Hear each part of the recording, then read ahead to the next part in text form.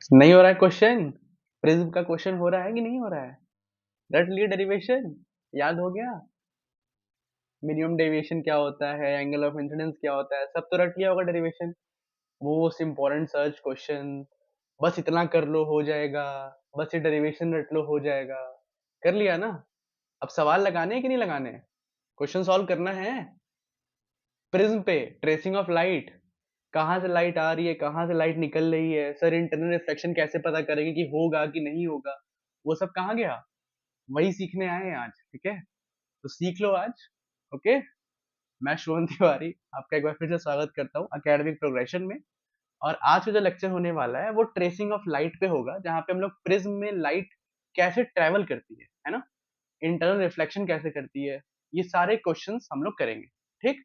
और इससे मैंने पीवाईक्यू से क्वेश्चन ऑलरेडी ऐड कर रखे हैं, तो कोई दिक्कत वाली बात नहीं है, आपके पीवाईक्यूज भी सॉल्व होंगे और सारे कॉन्सेप्ट भी क्लियर होंगे। ठीक है। इस चैप्टर का एम ही यही है, इस पूरे चैनल का ही एम ये है कि आपको जो फिजिक्स है वो अप्लाई करके सिखाई जाए। ठीक है। Derivations was never a big deal. आप लोग याद कर लेते हो डेरिवेशंस, फंसते कहाँ हो?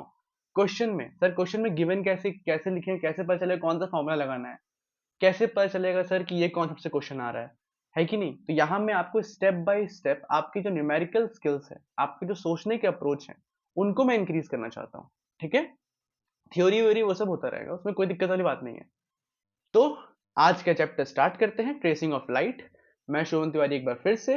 Let's start the chapter now. Okay. तो ट्रेसिंग ऑफ लाइट में जो हमें पढ़ना है वो बेसिकली हमें पढ़ना है इंटरनल रिफ्लेक्शन के बारे में। ठीक। कि लाइट जो है वो प्रिज्म में ट्रेवल कैसे करती है। कभी प्रिज्म के बाहर चली जाएगी लाइट, कभी प्रिज्म के अंदर आ जाएगी लाइट, और कभी कभी एक वर्ड यूज होता है ग्रेजिंग द सरफेस, मतलब प्रिज्म के सरफेस को ग्रेज करेगी, है कि नहीं? तो हमें ये तीनों चीजें सीखनी है, कौन से कंडीशन में क्या होता है। ओके। तो स्टार्ट करते हैं। तो पहला क्वेश्चन आपके सामने ये रहा। क्वेश्चन नंबर 12 इसलिए यहां लिखा हुआ है कि मैंने अभी इसके पहले एक और लेक्चर लिया हुआ है रे ऑप्टिक्स, आप लोग जाके जरूर देखना। वहां पे मैंने लेंस मेकर फॉर्मूला और रिफ्रैक्शन एट टू सरफेसेस, ये वाले क्वेश्चंस कराए हैं वहां पे मैंने। बहुत अच्छे अच्छे क्वेश्चंस हैं वहां पे, वो सारे प्रीवियस ईयर भी हैं और कुछ एक्स्ट्रा क्वेश्चंस भी हैं उसमें। ठीक है। तो ये उन्हीं का सीक्वेंस चल रहा है। मैंने प्रॉमिस किया था कि हर हफ्ते कम से कम 4 वीडियोस आएंगी ही आएंगी, और ये इस हफ्ते का चौथा वीडियो है। ओके। तो ये तुम्हें क्वेश्चन दिख रहा होगा, 2016 क्वेश्चन है ये। इसमें तुम्हें क्या कह रहा है? मैंने देखो कुछ वर्ड्स है मैंने जो ऑलरेडी मैंने वॉयलेट कलर से हाईलाइट किया हुआ है, ताकि तुम्हें तुम्हारा फोकस इन सारे डेटास को देखने का बन जाए। मतलब देखो क्वेश्चन तो काम का होता ही है, बट उसमें कुछ क्वेश्चंस होते हैं जहां हमें स्किमिंग करनी होती है कि यार ये जो क्वेश्चन है ना, ये डेटा जो है ये मेरे लिए ज्यादा इंपॉर्टेंट है कि नहीं? तो वो डेटा जो है वो तुम्हें दिखना चाहिए, तो वो मैं आपको अभी से दिखा रहा हूं। जो मैंने वॉलेट कलर से हाईलाइट किया हुआ उस पर गौर फरमाना। क्या लिख रहा है? एक रे है PQ। ठीक है। इंसिडेंट हुआ नॉर्मली। नॉर्मली इंसिडेंट होने का मतलब परपेंडिकुलर फॉल कर रहा है ना? अच्छा। कह रहा है रिफ्रैक्टिंग फेस है प्रिज्म BAC पे। एक प्रिज्म है हमारा, कौन सा बताओ? BAC, ये दिख रहा है ना प्रिज्म, ये दिया हुआ है BAC। इस पे नॉर्मली फॉल कर रहा है। नॉर्मली फॉल जब भी करेगी कोई भी लाइट, याद रखना, यहां यहां घुसा कर रखना, किसी भी फेस पे अगर लाइट नॉर्मली फॉल कर रही है तो वो बिना डेविएट हुए आगे निकल जाएगी। ठीक है। बिना डेविएट हुए वो लाइट कहां चली जाएगी? आगे की तरफ। ओके। तो ये जो PQ है ये नॉर्मली फॉल कर रहा है ना, इस पे नॉर्मली फॉल कर रहा है, तो ये आगे की तरफ चला जाएगा बिना डेविएट हुए। अब जो मुझे ट्रेस करना है, या जो हमें ट्रेस करना है, वो किस फेज से ट्रेस करना है? AC से। ये AC के बाद क्या होगा? AC तक लाइट आ गई, अब AC के बाद कहां जाएगी ये हमें डिसाइड करना है। अब समझना, एक कॉन्सेप्ट होता है जिसको बोलते हैं क्रिटिकल एंगल। क्या बोलते हैं? Critical angle. ठीक है। क्रिटिकल एंगल क्या होता है? उसका एक फॉर्मूला होता है, वो मैं फॉर्मूला लिख रहा हूं और फिर उसको अप्लाई करवाता हूं। फॉर्मूला मैं ऊपर लिखता हूं, ठीक है। क्रिटिकल एंगल में याद रखना, जो हमारी कंडीशन होती है वो होती है साइन IC। ICU क्या बोलते हैं? Critical angle. और ये होता है 1/रिफ्रैक्टिव इंडेक्स के। ये क्या होता है बताओ? ये होता है हमारा refractive index. Okay. Refractive index. ठीक है। किसका? मटेरियल का, जो डेंसर मीडियम है उसका रिफ्रैक्टिव इंडेक्स, ठीक है। अब साइन आईसी में आईसी क्या है? आईसी को डिनोट करते हैं हम लोग क्रिटिकल एंगल से। किससे बेटा? क्रिटिकल एंगल, इससे डिनोट करते हैं हम लोग आईसी को, ठीक है। तो ये फॉर्मूला बहुत इंपॉर्टेंट है, ये हम लोग ये प्रिज्म के हर क्वेश्चन में लगेगा। हर एक क्वेश्चन में, अभी जितने भी ट्रेसिंग वाले क्वेश्चन होंगे वहां पे तुम्हें इस फॉर्मूले से होके गुजरना ही पड़ेगा। तो ये फॉर्मूला तुम्हें ध्यान में रखना है, ठीक। अब देखो आगे क्या क्या कंडीशन हो सकती है। देखो केसेस क्या क्या होते हैं, केसेस जो हमें पढ़ने हैं। जो केसेस होता है ना, उसमें हम लोग पहला केस पढ़ते हैं जब इंसिडेंट एंगल क्रिटिकल एंगल से ग्रेटर हो।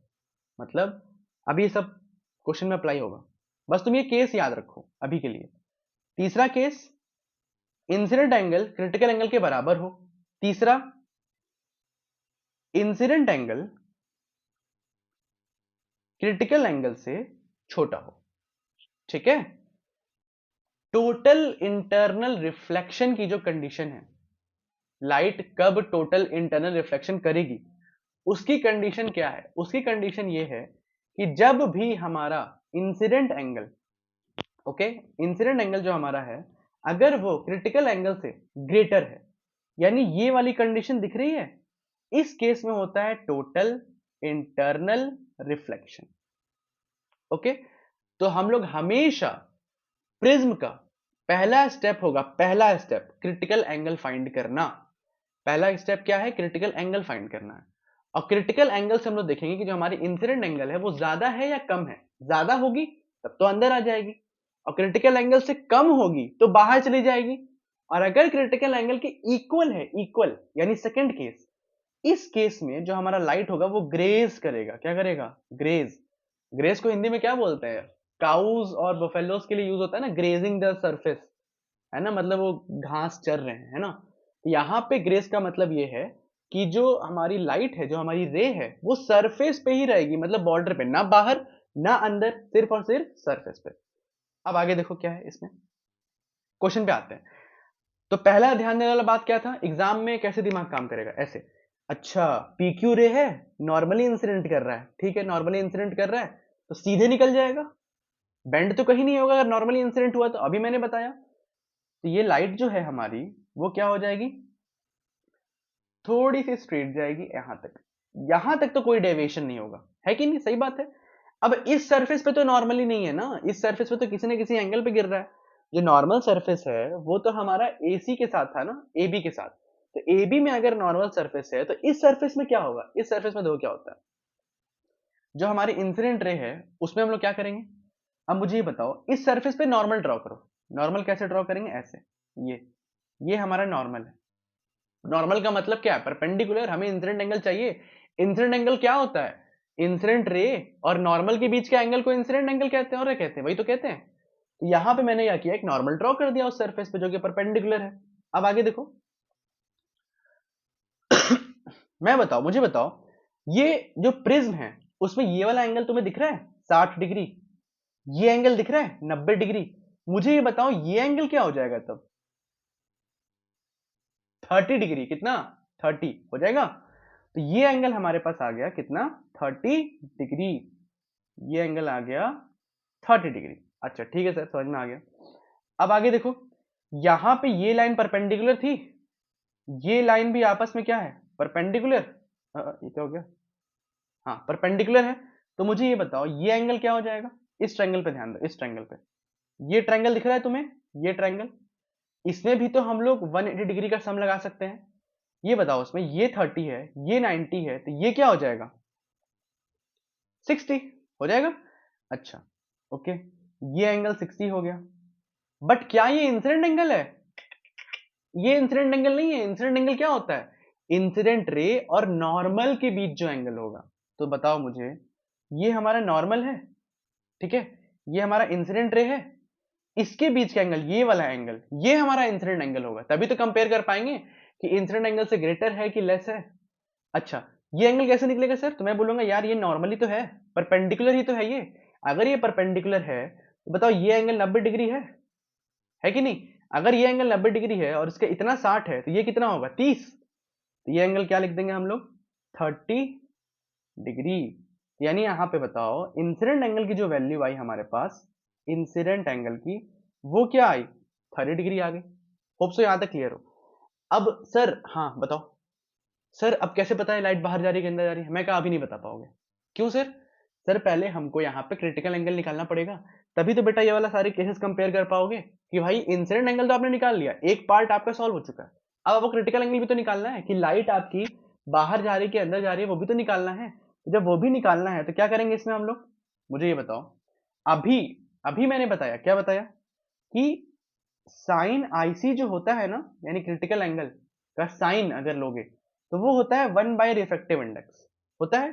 देखो रिफ्रैक्टिव इंडेक्स को एन से भी डिनोट करते हैं, कहीं कहीं म्यू से भी डिनोट करते हैं, कोई दिक्कत वाली बात नहीं है उसमें। तो अगर ऐसा है, क्या मेरे पास रिफ्रैक्टिव इंडेक्स है? मैंने कहा हाँ है, देखो ये देखो 1.5, 1.5 रिफ्रैक्टिव इंडेक्स है, तो बस यूज कर लो इसको। क्या हो जाएगा यहाँ पे 1/1.5।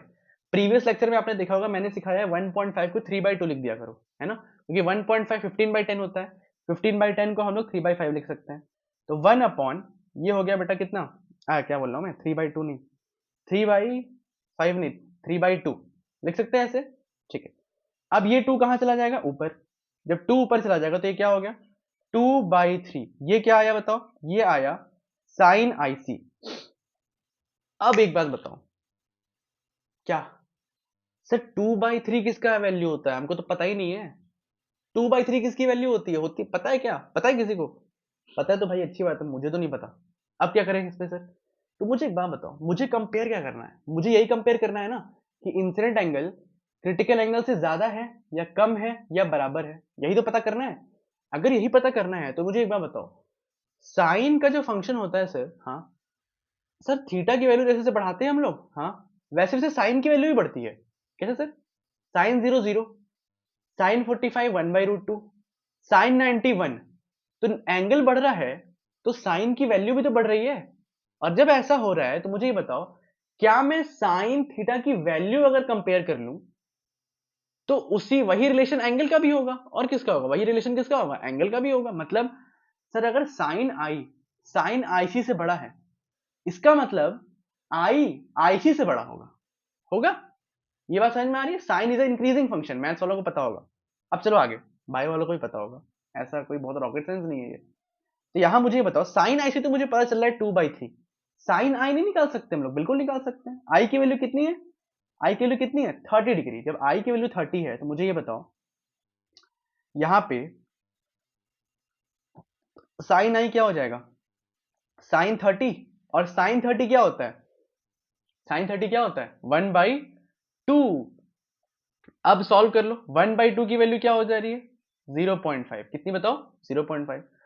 और ये जो 2/3 है इसकी वैल्यू कितनी हो जाएगी, ये हो जाएगी 0.66। क्या हो जाएगी 0.66 हो जाएगी वैल्यू। तो 0.66, ठीक है, 3 6 18, हाँ ठीक 0.66। अब तुम मुझे बताओ 0.5 बड़ा है कि 0.66 बड़ा है? सर 0.66 बड़ा है। अगर 0.66 बड़ा है मतलब साइन आई से ग्रेटर है, इसका मतलब आईसी भी आई से ग्रेटर है। तो क्या हो जाएगा इसका मतलब, देखो यहां पे हम लोग क्या लिखेंगे, यहां पे लिखेंगे since sine I C is greater than sine I. इसका मतलब क्या निकला, इसका मतलब ये निकला कि जो आईसी नहीं है, आईसी किससे बड़ा हो जाएगा, आई से। और ये कौन सा केस है, देखो ध्यान से, थर्ड केस। अगर आईसी आई से बड़ा हो जाएगा तो लाइट जो है वो टोटल इंटरनल रिफ्लेक्शन शो नहीं करेगी, लाइट कहां चली जाएगी, बाहर चली जाएगी। तो नो टी आई आर, कोई भी टोटल इंटरनल रिफ्लेक्शन नहीं होगा। जब कोई भी टोटल इंटरनल रिफ्लेक्शन नहीं होगा मतलब, अगर होता तो क्या होता, पहले ये केस देख लेते हैं। अगर होता तो ये लाइट अंदर आती, अंदर की तरफ आती। टोटल इंटरनल रिफ्लेक्शन यही तो होता है, लाइट ने इंसिडेंट किया, वो बाहर नहीं जाएगी, अंदर ही आ जाएगी, सेम मीडियम में ट्रेवल कर जाएगी, है ना। बट ऐसा तो हुआ नहीं, तो लाइट कहां जाएगी, बाहर की तरफ। कहां जाएगी, बाहर की तरफ जाएगी। अच्छा एक बात और, बाहर की तरफ कैसे जाएगी, ऐसे या ऐसे? तो मुझे ये बताओ, लाइट डेंसर से रेयर की तरफ जा रही है ना, ये डेंसर मीडियम है, ये रेयर मीडियम है, जिसका रिफ्लेक्टिव इंडेक्स ज्यादा होता है वो डेंसर होता है। जब भी डेंसर से आप रेयर की तरफ जाते हो तो क्या होता है, स्पीड ऑफ लाइट इंक्रीज कर जाती है। क्या कर जाती है, इंक्रीज। और उस इंक्रीज की वजह से जो हमारी लाइट है जो बाहर निकल रही है, इमर्ज कर रही है, उसको इमर्जेंट रे कहते हैं। वो जो लाइट है हमारी वो नॉर्मल के अवे जाती है। कहां जाती है? अवे। याद करने का ट्रिक क्या है सर? सिंपल देखो, याद करने का ट्रिक ये होता है, डी डेंसर से रेयरर, डी आर से क्या होता है? डॉक्टर। कोई नहीं चाहता डॉक्टर के पास जाना, मैं तो नहीं चाहता एटलीस्ट। तो डॉक्टर के पास अगर नहीं जाना, डॉक्टर से क्या जाओगे? अवे, दूर भागोगे। तो मतलब यहां पे हम लोग ट्रिक क्या लगा सकते हैं? सीधे याद कर सकते हैं, away from normal, away from normal. Clear है बात यहां तक? अब चलो आगे। अगर ऐसा है तो ये लाइट कैसे जाएगी? अवे फ्रॉम नॉर्मल जाएगी, मतलब ऐसे जाएगी। होप से ये क्वेश्चन समझ में आया। मतलब हमने इसमें क्या किया, हमने यहाँ पे टोटल इंटरनल रिफ्लेक्शन के लिए पहले हम लोग साइन आईसी निकाला। हमने साइन आईसी के बाद हमने क्या किया, आई निकाला। फिर हमने देखा कि आई ग्रेटर है कि आईसी ग्रेटर है, बस सॉल्व कर दिया। यही तो ट्रेसिंग है, और क्या, यही तो ट्रेसिंग है। चलो अगले क्वेश्चन पे। ये क्वेश्चन तो क्या कह रहा है? ये कह रहा है एक लाइट है, फिर से देखो नॉर्मली फॉल किया। देखो क्या लिखा है, नॉर्मली। नॉर्मली फॉल कर रहा है तो क्या बताओ, इस सरफेस पे कोई डेविएशन होगा? कोई डेविएशन नहीं, मतलब ये लाइट सीधा आई की तरफ जाएगी? जाएगी, बिल्कुल जाएगी। इस फिगर को मैं थोड़ा सा इधर शिफ्ट कर लेता हूँ ना, रुको वेट, हल्का सा ऐसे कर लेता हूँ, ठीक है। अगर ये लाइट नॉर्मली जा रही है तो मुझे एक बात बताओ, हम लोग क्या सीधे नहीं बोल सकते हैं कि सर ये लाइट को ऐसे पहुंचा दीजिए ना, डेविएशन तो हुआ नहीं? मैंने कहा बिल्कुल। सर हाँ, सर ये लाइट जब इसे पहुंच गई, सर नॉर्मल ड्रॉ कर दें? मैंने कहा कर लो। नॉर्मल कैसे ड्रॉ करेंगे? नॉर्मल कैसे ड्रॉ होगा? इस सरफेस से परपेंडिकुलर। इस तरह परपेंडिकुलर ऐसे होगा, ऐसे ऐसे तो इसे परपेंडिकुलर होगा, तो ड्रॉ कर लो परपेंडिकुलर। कैसे परपेंडिकुलर ड्रॉ करेंगे? ये हमारा परपेंडिकुलर हो गया, यानी नॉर्मल हो गया। ठीक है सर। फिर वही तरीका जो पीछे दिखाया सिखाया था मैंने, मुझे ये बताओ, ये एंगल 90 होगा? क्योंकि भाई ये एंगल भी 90 है। हाँ सर होगा। अच्छा, क्या मुझे बाकी चीजों के बारे में पता है? तो देखो ध्यान से, इक्विलेटरल है। कैसा है? इक्विलेटरल ग्लास प्रिज्म है। इक्विलेटरल का मतलब सारे एंगल 60 डिग्री। जब सारे एंगल 60 डिग्री, ये भी 60, नीचे वाला एंगल छोड़ो, ऊपर का वैल्यू क्या हो गया? 60 डिग्री। अब मुझे वही तरीका, ये 60 ये 90, तो ये एंगल कितना बेटा? 30 है ना। ये एंगल कितना हो गया? 30 डिग्री। और ये 30, तो मुझे ये बता दो इतना कि ये कितना हो जाएगा? सर आपने बताया था ये 90 होता है। बिल्कुल। अगर ये 90 होता है और ये 30 हो चुका है, तो ये कितना हो जाएगा? 60। तो यहां पे हम लोग क्या पुट कर देंगे बताओ? 60 डिग्री। तो एंगल ऑफ इंसिडेंस हमने पहले निकाल लिया खट से, ऐसे ही। ठीक है, एक भी डाउट छूटेगा नहीं इस टॉपिक का, एक भी डाउट। देखो आगे, तो इंसिडेंट एंगल क्या आ गया यहाँ पे? 60 डिग्री। ठीक है, लगे हाथ साइन आई भी निकाल लो, क्या पता साइन आई की जरूरत पड़ जाए आगे कंपेयर करने के लिए। तो साइन आई की वैल्यू मैं यही लिख देता हूँ, ठीक है। साइन आई यानी कि साइन 60 क्या होता है? √3/2। ओके, चलो अब आगे देखो। अब क्या निकालना है सर? Critical angle. क्या निकालना है? Critical angle. क्रिटिकल एंगल कैसे निकलता है? रिफ्रैक्टिव इंडेक्स से। अच्छा ठीक है सर, लेकिन मुझे यहां दिख रहा है सर, दो रिफ्रैक्टिव इंडेक्स दिया है सर, ये क्या बात हुआ? एक 3/2 दिख रहा है और एक 4/3 दिख रहा है, ये क्या दे दिया? तो देखो मुझे ये बात बताओ, पहले रिफ्रैक्टिव इंडेक्स एक मीडियम एयर था इसलिए उसका 1 था, और एक प्रिज्म था तो उसका दिया हुआ था। अब तुम्हें वाटर दे दिया है, मतलब वाटर देने का मतलब ये हुआ कि इसके आसपास इधर वाटर है। मतलब ये प्रिज्म किसमें है? वाटर में ही है आई गेस। हाँ वाटर में ही है। तो वाटर में है, अगर ये वाटर में है तो मुझे रिफ्रैक्टिव इंडेक्स निकालना पड़ेगा विद रिस्पेक्ट टू वाटर। बोलो। अब उसके फॉर्मूले पे ध्यान देना, ये फॉर्मूला बहुत ध्यान से देखना। ये फॉर्मूला रिफ्रैक्टिव इंडेक्स ऐसे लिखा मैंने, ध्यान से, ऑफ प्रिज्म, नीचे लिखा मैंने ऑफ प्रिज्म, इसी ऑर्डर में लिखना है, of prism with respect to water. ठीक, refractive index of prism with respect to water. अब इसमें क्या होगा? इसका फॉर्मूला होता है रिफ्रैक्टिव इंडेक्स, प्रिज्म ऊपर होता है, नीचे क्या होता है बताओ? वाटर। नीचे क्या होता है? वाटर। ये फॉर्मूला होता है। ओके, ये ध्यान रखना। इस फॉर्मूले को आगे भी लिख दूं क्या मैं? चलो आगे भी लिख देता हूं। वेलोसिटी के टर्म में ये फॉर्मूला क्या होता है? देखो, ये W ऊपर दिख रहा है, W, तो वेलोसिटी W ऊपर हो जाएगा। ठीक है, यानी VW, और नीचे क्या हो जाएगा? VP। वेवलेंथ के टर्म में भी फॉर्मूला होता है यही, wavelength in water, wavelength in prism. तो मतलब ये नीचे है तो यहां भी नीचे है, ये यहां भी नीचे है, ये ऊपर है तो यहां भी ऊपर है W, यहां भी ऊपर W, बस यहां बदल जाता है यहां पे बस। इसलिए मैं कहता हूं इसको ऐसे ही लिखा ही करो, prism with respect to water. तो जो P है नीचे, वो नीचे P आ जाएगा, W ऊपर है तो W ऊपर आ जाएगा, बस यहां पे उल्टा हो जाता है। हमें फिलहाल इसी फॉर्मूले से काम है सिर्फ, तो इसी फॉर्मूले पे फोकस रखेंगे अभी। तो अगर मुझे रिफ्रैक्टिव इंडेक्स निकालना है तो ये बताओ, रिफ्रैक्टिव इंडेक्स ऑफ प्रिज्म कितना दिया हुआ है क्वेश्चन में, देखो प्रिज्म का रिफ्रैक्टिव इंडेक्स कितना है 3/2, कितना है 3/2, तो ऊपर क्या हो जाएगा बताओ 3/2, हाँ सर ठीक है। वाटर कितना दिया हुआ है 4/3, वाटर कितना है 4/3, ठीक है सर। अब मुझे सॉल्व कर लो इसको, कितना हो जाएगा ये, देखो ये जो 3 है ऊपर मल्टीप्लाई हो जाएगा, 2 इससे मल्टीप्लाई हो जाएगा, है कि नहीं, तो क्या हो जाएगा ये 9/8, तो ये रिफ्रैक्टिव इंडेक्स आ गया prism with respect to water, मतलब बेसिकली प्रिज्म का रिफ्रैक्टिव इंडेक्स है ये, बट किसके रिस्पेक्ट में, वाटर के रिस्पेक्ट में, किसके रिस्पेक्ट में, वाटर। अब आगे देखो इस पे क्या करना है सर, क्या सर साइन आईसी का फॉर्मूला लगाइए ना, उसे तो क्रिटिकल एंगल आएगा, मैंने कहा हाँ। तो साइन आईसी जो होता है वो क्या होता है 1/रिफ्रैक्टिव इंडेक्स, रिफ्रैक्टिव इंडेक्स किसका मैंने बताया था, याद करो डेंसर मीडियम में, किसका बताया था, डेंसर मीडियम, डेंसर मीडियम क्या है प्रिज्म, ठीक है सर। तो सर इसको 1/9/8 लिख दे, मैंने कहा लिख दो, 8 ऊपर चला जाएगा सर, हाँ चला जाएगा सर। 8/9 ये कौन सी वैल्यू होती है सर, अगर साइन आईसी की वैल्यू 1/2 होती ना, हम बताए थे 30 डिग्री, सर अगर साइन आईसी के लिए √3/2 होती ना, हम बताए थे 60 डिग्री, सर अगर साइन आईसी की वैल्यू 1/√2 होती ना, हम बताए थे कि आईसी की वैल्यू 45 है, बट सर इसमें कैसे बताएं, तो मैंने कहा फिर से वही चीज देख लो भाई, अगर आईसी आई से बड़ा है तो मतलब साइन आईसी भी साइन आई से बड़ा होगा, तो बस वही जो ऊपर हमने ट्रिक लगाया था। तो साइन आईसी के लिए 8/9 आई है, सॉल्व करो इसको, कितना आएगा 8/9 को जब सॉल्व करेंगे हम लोग तो कितनी आ जाएगी वैल्यू, ये आ जाएगी 0.99 जा 89, 9 8 72, फिर कितना बचेगा 8, फिर 972, 0.88 ही आएगा और तो कुछ आना नहीं चाहिए, 0.8 972 फिर 8 9 8 जा 72, ठीक है 0.88 आया, हाँ सर आया। और यहाँ पे क्या आ रहा था साइन आई की वैल्यू, अच्छा यहाँ तो सॉल्व ही नहीं किया हमने ना, इसको सॉल्व कर लेते चलो, देखो यहाँ पे इसको सॉल्व करते हैं चलो। √3 की वैल्यू क्या होती है 1.732 होती है, 1.732 अपॉन में कितना 2, ये सॉल्व करने पे कितना आएगा, ये सॉल्व करने पे आएगा 0.28 जा 16, नीचे लिख रहा हूँ थोड़ा मैं, ठीक है 2 6 जा 12, 2 6 जा 12, 0.866, और ये कितना आ रहा है 0.88, मतलब साइन आईसी की वैल्यू क्या है बड़ी है, साइन आईसी की वैल्यू क्या है बड़ी है। तो फिर से वही कॉन्सेप्ट, क्या बताओ, since sine IC is greater than sine I, तो इसका मतलब क्या होगा बताओ, आईसी भी आई से बड़ा होगा, तो जिस भी थर्ड केस हमने पढ़ा था, देखो थर्ड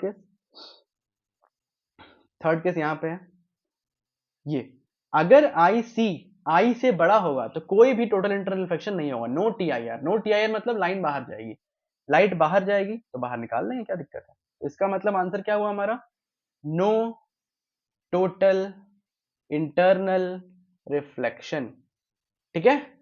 चलो अब आगे देखो, तो लाइट कहां चली जाएगी बाहर, बाहर निकलेगी तो बाहर निकाल दो, कैसे निकलेगी बाहर, फिर से देखो डी से आर जा रही है, डेंसर से रेयर मीडियम की तरफ जा रही है कि नहीं, टी आर, डॉक्टर, डॉक्टर का मतलब अवे, दूर भागना है भाई, तो अवे भगा दिए, टुवर्ड्स नॉर्मल बेंड नहीं होगा, अवे फ्रॉम नॉर्मल भागेगा, ठीक है। क्वेश्चन 14, दो रे दे दिया तुम्हें, अब देखो 2014 का क्वेश्चन है, ये सारे पीवाईक्यूज ही हैं, जैसे ये देखो ये वाला क्वेश्चन भी किस ईयर का था, 18 का क्वेश्चन था ये वाला, तो एग्जाम्स में सब क्वेश्चन आएंगे ही आएंगे, ठीक है। कह रहा है दो मोनोक्रोमेटिक रे है, ठीक है, और ए बी दिया हुआ एक फेस, उसी पे इंसिडेंट हो रहा है, और आइसोसेलेस राइट एंगल ट्रायंगल है, वॉलेट से मैंने हाईलाइट किया है, आइसोसेलेस का मतलब दो आर्म्स उसके बराबर हैं, दो एंगल्स बराबर हैं, ठीक है। रिफ्रैक्टिव इंडेक्स दिया हुआ है, अच्छा दो रे के लिए दो अलग अलग रिफ्रैक्टिव इंडेक्स है, मतलब जा भले एक ही प्रिज्म में रहे बट तुम्हें ये मान के चलना है कि दोनों रेस के लिए रिफ्रैक्टिव इंडेक्स अलग अलग आएगा, ठीक है सर। सर हाँ सर, अगर दोनों रेस के लिए रिफ्रैक्टिव इंडेक्स अलग अलग आएगा तो सर उनका क्रिटिकल एंगल दोनों के लिए अलग अलग नहीं होगा, मैंने कहा हाँ बिल्कुल, साइन आईसी जो है 1/μ होता है, तो अगर रिफ्रैक्टिव इंडेक्स दोनों के लिए अलग अलग है तो क्रिटिकल एंगल भी दोनों के लिए क्या क्या होगा, अलग अलग ही होगा ना, तो बस तो पहले स्टेप क्या है, क्रिटिकल एंगल निकालना, तो पहले निकाल लेते हैं क्रिटिकल एंगल, चलो। तो पहले क्रिटिकल एंगल फॉर रे वन के लिए अगर निकालना हो हमें, ठीक है, क्रिटिकल एंगल फॉर रे वन, अगर रे वन के लिए मुझे निकालना है तो ये बताओ साइन आईसी की वैल्यू क्या होती है 1/μ, ट्रेसिंग में दो ही काम करना है, क्रिटिकल एंगल और इंसिडेंट एंगल, बस 1/μ, ठीक है सर।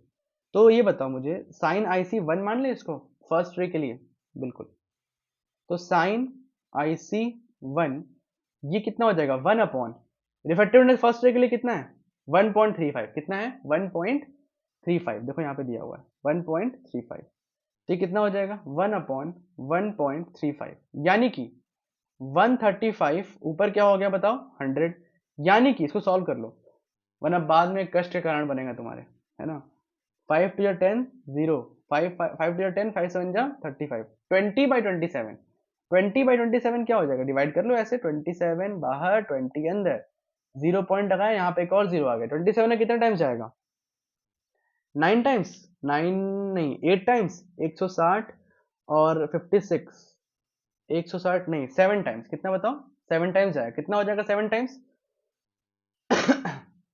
49 फिर 7 to 14 में 4 कितना हो जाएगा 189 कितना बचा कैरी बताओ कैरी बचा 11 डेसिमल एक और 0 लगा दो अब कितना टाइम्स आ जाए 11 यहाँ बचा कितना टाइम्स 5 टाइम्स 5 to 10 एक नहीं 4 टाइम्स कितना बताओ 4 टाइम्स तो इसको लिख देते हैं अभी 0.74 आगे देखा जाएगा अगर सॉल्व करना होगा तो किया जाएगा ठीक है 0.74 ये आ रहा है ठीक है सर अब रो 2 के लिए भी निकालना पड़ेगा रे 2 के लिए सॉरी तो रे 2 के लिए कैसे निकालोगे देखो साइन IC2 क्या हो जाएगा ये 1 अपॉन रे 2 के लिए क्रिटिकल एंगल कितना था रिफ्रैक्टिव इंडेक्स 1.45 कितना था 1.45 तो 1 अपॉन 1.45 कितना हो जाएगा ये ऊपर चला गया 100 तो 100 145 कितना हो जाएगा 5 to 10 0 5 to 10 5 9 जा 45 है ना 29 अपॉन 20 कितना हो जाएगा ये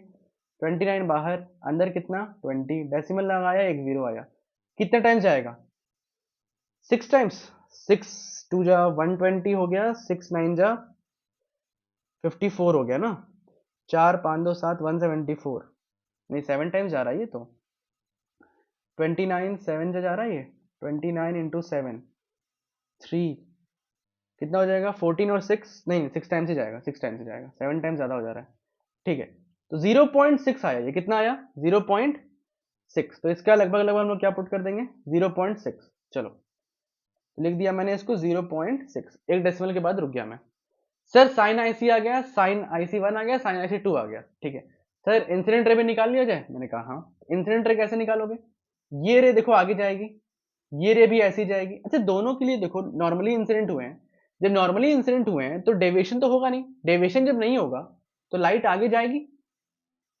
है कि नहीं लाइट आगे जाएगी और जब आगे जाएगी तो क्या होगा वहीं पे बस देखना है हमें इंसिडेंट एंगल कितना है सेम तरीका फिर से मतलब इस सरफेस पे नॉर्मल ऐसे होगा ऐसे यही तो नॉर्मल होगा दोनों के लिए दोनों का इंसिडेंट एंगल पहली बात तो सेम होगा ये ध्यान में रखो चलो निकालते हैं इस वाले का निकाल देते हैं ठीक है कैसे निकालेंगे सर ये हमारा नॉर्मल हो गया मैंने कहा हाँ बिल्कुल हो गया सर क्या सर ये ट्रायंगल देखिए जरा ये वाला ट्रायंगल हाँ दिख रहा है सर तो मुझे ये बताओ ये 45 ये 45 तो ये 90 ये 90 तो हुआ हम लोग कैसे जानते हैं ये 90 हम लोग जानते हैं एंगल सम प्रॉपर्टी से तो अगर ये 90 तो ये भी 90 ये 90 कैसे सर क्योंकि भाई डायरेक्टली आ रहा है ऐसे बिना डेविएट हुए नॉर्मली फॉलो ही कर रहा था या फिर पैरेलल लाइंस आपस में है ना करेस्पॉन्डिंग एंगल्स तो ये एंगल भी कितना हो गया 90 ये 90 ये कितना 45 अगर इस वाले ट्रायंगल को ध्यान से देखो ये वाला ट्रायंगल ये ट्रायंगल दिख रहा होगा अगर इसको मैं ध्यान से देखूं तो ये 45 ये 45 ये 90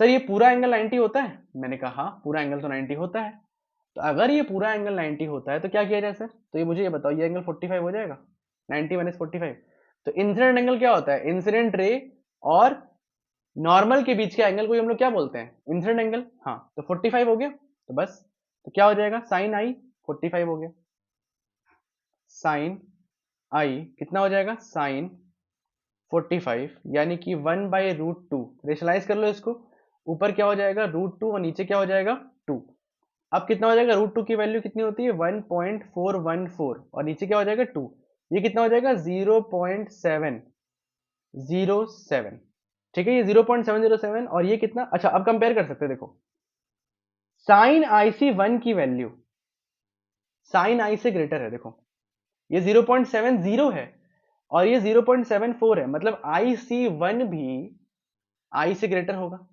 तो फर्स्ट रे के लिए तो टोटल इंटरनल रिफ्लेक्शन हो ही नहीं पाएगा। क्यों? क्योंकि फर्स्ट रे के लिए इंसिडेंट एंगल जो है वो छोटा है, ठीक है, तो नहीं हो पाएगा। तो ये फर्स्ट रे कहां भागेगी? बाहर, भगा दो बाहर, ये बाहर चली गई।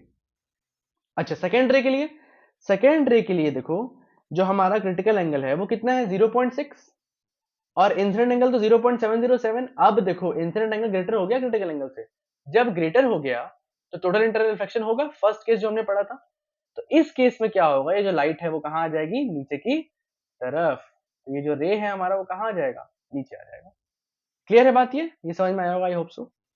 ठीक, ये देखो 2022 का क्वेश्चन, सीबीएसई 2022 क्या पूछ रहा है इसमें? दो प्रिज्म है ना, और एंगल्स हमें दिया हुआ है, क्रिटिकल एंगल्स दिया हुआ है दो प्रिज्म का, 41.1 डिग्री एक प्रिज्म का है, दूसरे प्रिज्म का 45 डिग्री है, ठीक है। तो दोनों प्रिज्म का क्रिटिकल एंगल दे रखा है हमें। तो बहुत आसान क्वेश्चन है यार ये, तो क्रिटिकल एंगल निकालना ही नहीं है, समझ रहे हो तुम? तुम्हें क्रिटिकल एंगल निकालना ही नहीं है भाई साहब, तो सीधे हम लोग क्या निकालेंगे? इंसिडेंट एंगल्स, और क्या, इंसिडेंट एंगल निकाल लो बस। कैसे? अच्छा देखो यहाँ पे 90 डिग्री बना रहा है, ये देखो 90 डिग्री, तो मतलब लाइट नॉर्मली फॉल की है, जब लाइट नॉर्मली फॉल कर रही है तो ये जो हमारा रे है वो कहाँ जाएगा? आई की तरफ जाएगा, ऐसे ऐसे ऐसे ऐसे ऐसे, ऐसे, बस ऐसे किया। अच्छा, जब ऐसे चला गया तो क्या होगा? अब सर इस पे नॉर्मल ड्रॉ करना सिखाया था आप, मैंने कहा हाँ, तो कर लो नॉर्मल ड्रॉ। ये नॉर्मल ड्रॉ हो गया, ठीक है, यहां तक बात क्लियर है। अब आगे देखो यहाँ पे क्या होगा, मुझे ये बताओ, ये पूरा एंगल कितना है? 90। भाई नॉर्मल है, 90 होगा। हाँ सर, तो पहले ये एंगल निकालना पड़ेगा। बिल्कुल सर, ये एंगल 45 है, हाँ, और ये एंगल 90 है, हाँ, ये 90, ये 45, तो ये कितना? 45, ये 45 और ये पूरा 90 है, तो ये पार्ट कितना? 45। ठीक, वही तरीका है, तो ये एंगल कितना हो गया? 45। ठीक है, अब मुझे ये बताओ, प्रिज्म वन के लिए, प्रिज्म वन के लिए जो हमारा इंसिडेंट एंगल आया, इंसिडेंट एंगल वो कितना आ रहा है? इंसिडेंट एंगल आ रहा है 45 डिग्री। ये हमारा इंसिडेंट एंगल आ गया 45 डिग्री। अब निकाल लो 40, अब बस ये तो देखना है हमें 45 डिग्री। मुझे ये बताओ 41.1 से बड़ा है कि छोटा है? सर बड़ा है, तो फर्स्ट केस फिर से आ गया यहाँ पे, scenes incident angle is greater than critical angle. तो इससे हम लोग क्या बोल सकते हैं?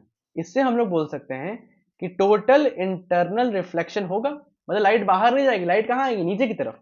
जब लाइट नीचे की तरफ आएगी, तो ये एंगल में थोड़ा सा मिटा रहा हूं, ठीक है, जब लाइट नीचे की तरफ आ रही है तो ये रे हमारी ऐसे जाएगी, ऐसे, बोलो, ऐसे बेंड हो जाएगी लाइट। अब उसके बाद इस सरफेस पे भी जो हमारी लाइट है बीसी पे, इस सरफेस पे भी जो हमारी लाइट है वो भी तो नॉर्मली फॉल कर रही है, देखो ध्यान से, ये नॉर्मली तो फॉल कर रहा है, ये आई की तरफ जाएगा यहां तक। तो जब यहां तक जाएगा, अब क्या करना होगा? फिर से क्रिटिकल एंगल और इंसिडेंट एंगल निकालना होगा, तो निकाल लो, देखो क्या हो जाएगा। ये रे को मैंने आगे एक्सटेंड किया यहां तक, ठीक, ये आगे एक्सटेंड हो गया। अब उसके बाद क्या हो जाएगा? इसके बाद नॉर्मल ड्रॉ करेंगे, तो नॉर्मल ड्रॉ कर लो, नॉर्मल ड्रॉ, ये हमारा नॉर्मल हो गया। हाँ सर ये नॉर्मल हो गया। सर मैंने कहा क्या? सर ये एंगल 90 है, मैंने कहा हाँ। सर ये एंगल 90, ये एंगल 60, तो ये एंगल कितना सर? 30, कितना बताओ? 30 डिग्री। तो ये एंगल कितना हो गया? 30। सर यही इंसिडेंट एंगल है, मैंने कहा नहीं। इंसिडेंट एंगल क्या होता है? इंसिडेंट रे और नॉर्मल के बीच के एंगल को हम लोग क्या बोलते हैं? Incident angle. मतलब ये वाला एंगल हमारा इंसिडेंट एंगल होगा, है कि नहीं? तो ये एंगल कितना है? 30, तो ये एंगल कितना होगा? 60। 90 में से घटाते हैं, बता चुका हूं मैं। तो बताओ इस केस में इंसिडेंट एंगल कितना आया? प्रिज्म 2 के लिए जो हमारा इंसिडेंट एंगल आ रहा है वो कितना आ रहा है? 60 डिग्री। तो अगर प्रिज्म 2 के लिए इंसिडेंट एंगल 60 डिग्री आ रहा है, और क्रिटिकल एंगल कितना था? क्रिटिकल एंगल बताओ 45 डिग्री। फिर से वही चीज, फिर से क्या हुआ? Incident angle greater than critical angle. तो ये क्रिटिकल एंगल 2, ये क्रिटिकल एंगल 1। तो यहां पे फिर से क्या होगा? Total internal reflection. तो ये जो हमारी रे है वो ऐसे की तरफ भाग जाएगी, ठीक है। होप सो ये सारे प्रिज्म क्वेश्चन आपको समझ में आए हो। ये टॉपिक बहुत छोटा सा टॉपिक है, बट सब में सेम कॉन्सेप्ट रहेगा, ठीक है। ये सारे हमने जो अभी क्वेश्चंस किए, सारे किससे क्वेश्चन से बताओ? Tracing of prism, okay. कोई भी डाउट हो, कोई भी प्रॉब्लम हो किसी क्वेश्चन में, कमेंट करना, मैं बैठा हूं, मैं रिप्लाई करूंगा, okay. I am replying to everyone. अभी है ही कितने लोग, बट फिर भी कमेंट जरूर करना। दूसरी बात, ये सारे क्वेश्चंस एक बार खुद से ज़रूर लगाना, क्योंकि ये एग्ज़ाम पॉइंट ऑफ व्यू से इम्पोर्टेंट है, पीवाईक्यूज़ हैं और सब लेटेस्ट ईयर के ही पीवाईक्यूज़ हैं, ठीक है? मैं कोशिश करूँगा कि हो सकता है और 2-3 वीडियोज़ और बना दूँ मैं अच्छे, जिसमें और क्वेश्चन की आपकी प्रैक्टिस हो जाए, कि मेरा मकसद है आपका टॉपिक वाइज़ क्वेश्चन कराना। क्योंकि एक ही टॉपिक पे जब आप कई सारे क्वेश्चंस लगा लेते हो ना, तो फिर वो कॉन्सेप्ट पूरा खुल जाता है, मतलब कोई एज बचता ही नहीं है जहाँ पे आपकी कमी हो सके, ठीक है? तो ये सारे क्वेश्चंस हमने लगाए, मज़ा आया लगा के, सारे रूल्स समझ में आया, हमने अच्छे से देखा 2 प्रिज़्म, 1 प्रिज़्म, हमने मीडियम भी चेंज किया। तो ये न्यूमेरिकल्स लगाने का ये फ़ायदा होता है ऐसे। आपकी थ्योरी भी कंप्लीट हो गई, आपको समझ में आ गया कि टीआईआर कैसे होता है, क्या उसकी कंडीशन है, आपने अप्लाई भी कर लिया, है कि नहीं? This is called applied physics. तो इसके बाद हम लोग का नेक्स्ट टॉपिक मैं देखता हूँ क्या बनाना है। फिलहाल के लिए इतने पे एंड करते हैं, तब तक के लिए जय हिंद, जय भारत।